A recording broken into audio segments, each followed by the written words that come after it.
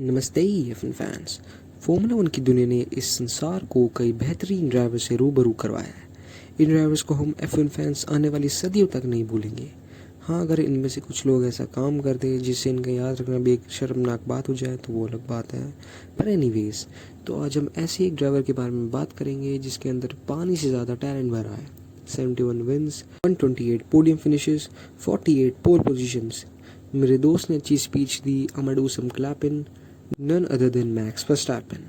तो द बीस को जानने के लिए इधर दीजिए ध्यान, क्योंकि ये है फॉर्मूला ज्ञान। 30 सितंबर 1997 था वो दिन जिस दिन सोफी कंपेन और जॉर्ज वर्स्टैपेन ने एक शेर को जन्म दिया था।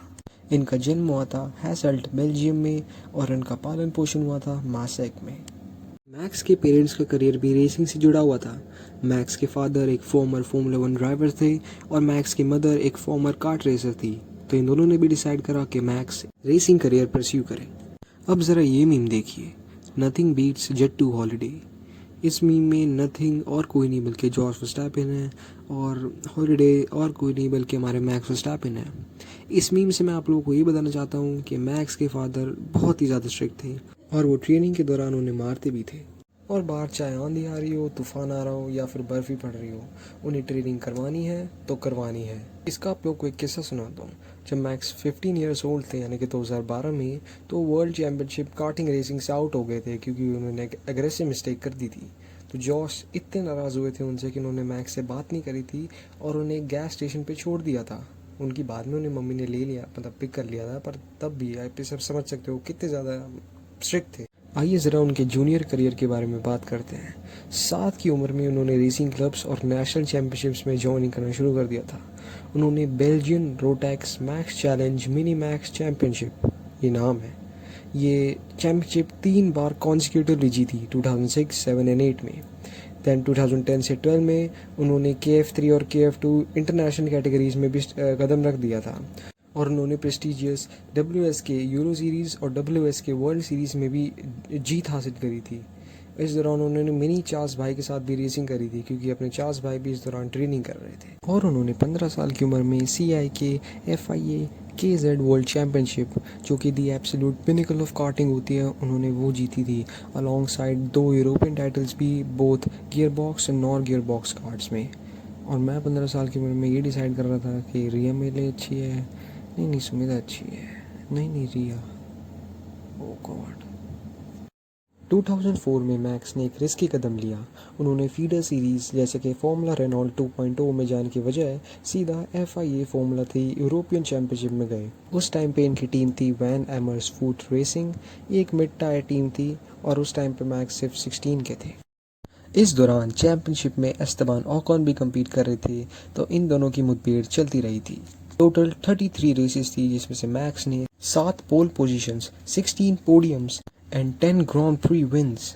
उन्होंने 6 रेसेस कॉन्जिक्यूटिवली जीती थी, बट उनकी कार में मैकेनिकल फेलियर्स की वजह से मैक्स ने 3rd फिनिश करा ओवरऑल। एस्तेबान ओकॉन ने टाइटल जीते थे। देन हुआ फॉर्मूला वन में टग ऑफ वॉर।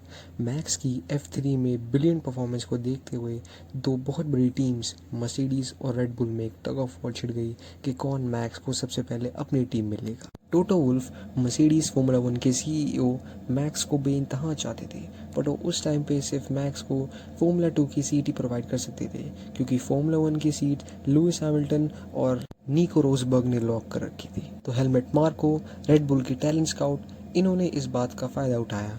उन्होंने जॉस वर्स्टैपेन को कॉल करा और बोला कि वो मैक्स को एक गारंटीड फॉर्मूला 1 सीट देंगे 2015 सीज़न के लिए with the junior team Toro Rosso. तो मैक्स को प्रिपेयर करने के लिए रेड बुल ने एक फ्राइडे को फ्री प्रैक्टिस सेशन रखवाया था 2014 जापानीज़ वीकेंड के दौरान, और मैक्स एक 17 साल की उम्र में बने थे youngest person ever to drive formula 1 car during an official race weekend.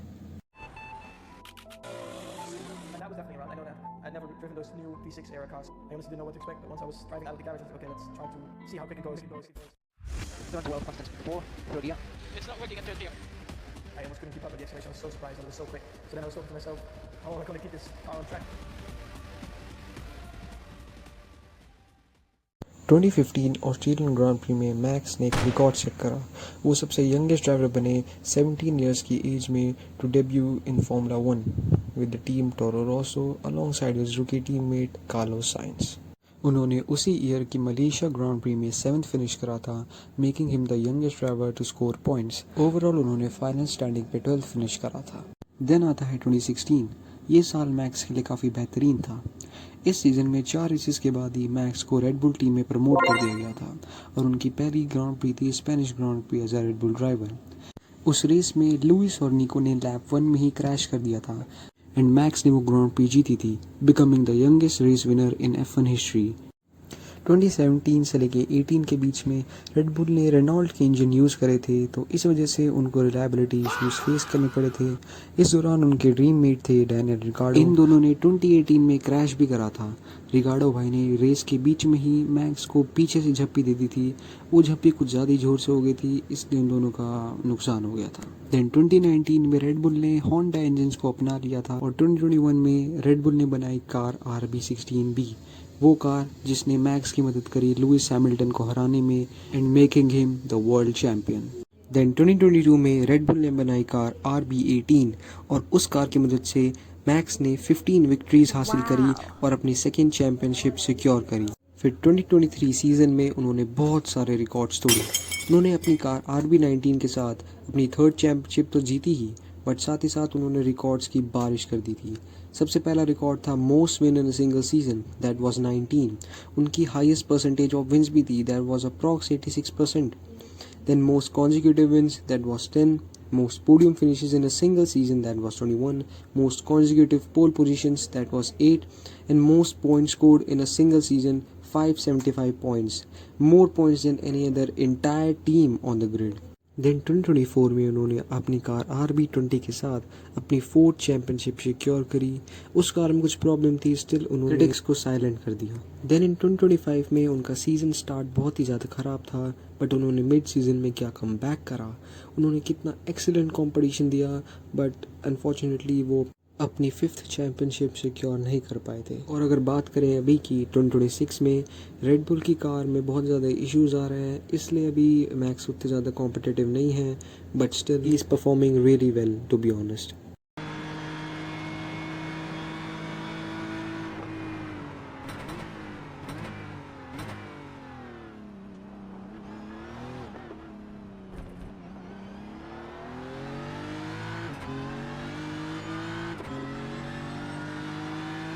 चलिए, ये सब बातें तो थी उनकी ऑन ट्रैक लाइफ के बारे में। आइए बात करते हैं उनकी ऑफ ट्रैक लाइफ के बारे में। मैक्स वर्स्टैपेन को सिम रेसिंग करना बहुत ही ज़्यादा पसंद है। मतलब इतना ज़्यादा पसंद है कि वो अपनी ग्रांड प्री के एक दिन पहले भी सिम रेसिंग करते रहते हैं। इनफैक्ट उनके खुद की स्पोर्ट टीम भी है जिसका नाम था रेड लायन, बट बाद में उसका नाम वर्स्टैपेन सिम रेसिंग कर दिया था। इसके अलावा उन्होंने कई सारे GT3 प्रोग्राम्स भी फंड और मैनेज करे हैं।